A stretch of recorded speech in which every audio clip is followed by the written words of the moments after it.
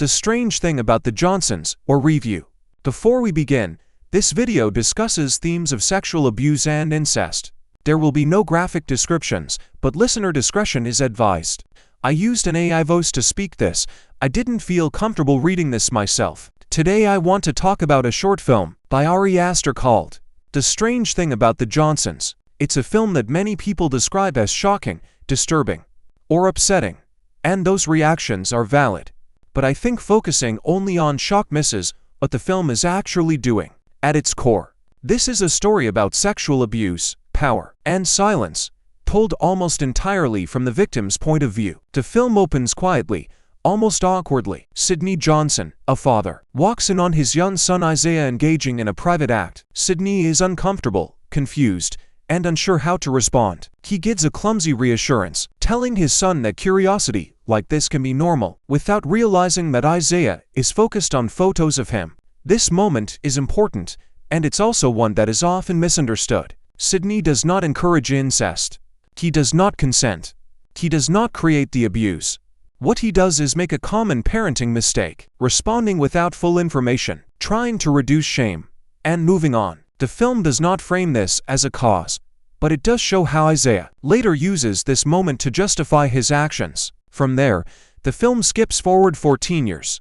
Isaiah is now an adult, and he's getting married. On the surface, everything looks normal. The wedding is bright, celebratory, and full of people. But underneath that normalcy, something deeply wrong has been continuing for years. During the reception, both Isaiah and Sidney disappear. Sidney's wife, Joan, goes looking for them and finds Isaiah sexually assaulting his father. This scene is especially unsettling, not because of graphic imagery, but because of where it happens. Most sexual assaults occur in private spaces, behind closed doors, in secluded rooms, or in situations where the victim is isolated. Here, the abuse happens during a wedding, in a building full of people. The public setting emphasizes Isaiah's sense of entitlement and control, and Sidney's complete lack of safety, even in a crowd. One of the most challenging aspects of this film is how it reverses expectations. In most stories about sexual abuse, the perpetrator is older, and the victim is younger. The abuser is framed as physically stronger,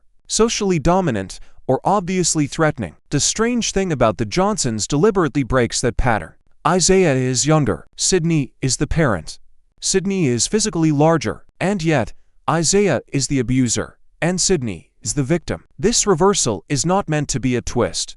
It's meant to challenge the viewer's assumptions. Abuse is not about age, strength, or gender. It is about power, coercion, and the removal of choice. The film shows how shame, fear, and disbelief can trap a victim just as effectively as physical force. Sidney's response to the abuse is quiet and internal. He doesn't report it. He doesn't confront it publicly. Instead, he begins writing a memoir titled Cocoon Man. The title itself suggests withdrawal, a desire to hide, to protect what little self remains intact. Writing becomes Sidney's attempt to reclaim his voice. When Isaiah discovers the manuscript, his response is immediate and threatening. He warns Sidney not to share it, making it clear that speaking out will result in more harm. This reflects a very real pattern in abusive relationships. When a victim attempts to tell their story, the abuser escalates. Sidney still makes a copy of the manuscript, hoping to publish it. That act, quiet, desperate, and small, is one of the most painful moments in the film. It's not heroic or dramatic. It's simply a person trying, at last, to be heard. Isaiah discovers the copy and chases Sidney out of the house. Sidney is struck by a car and killed. The violence here feels sudden, and to some viewers, unnecessary. But it also reflects how abuse narratives are often cut short, not by resolution or justice, but by interruption. Sidney never gets to tell his story publicly. His voice is lost. At the funeral, Isaiah returns to his father's room. Joan confronts him, and their argument escalates into a physical struggle that ends with Isaiah's death in self-defense. Joan then burns the final copy of Cocoon Man. This final act is devastating, not because Joan is malicious, but because it shows how completely Sidney's story is erased. Even in death, his truth does not survive. The Strange Thing About the Johnsons is not an easy film. It is violent, emotionally exhausting, and deeply uncomfortable, but it is also honest in a way few films are willing to be. It portrays sexual abuse not as a single event, but as a long-term condition, something that reshapes identity, silence, and family dynamics. It refuses to offer comfort or justice, and instead leaves the audience sitting with the same unresolved weight that victims often carry. This is not a film meant to be enjoyed. It's a film meant to be endured and remembered.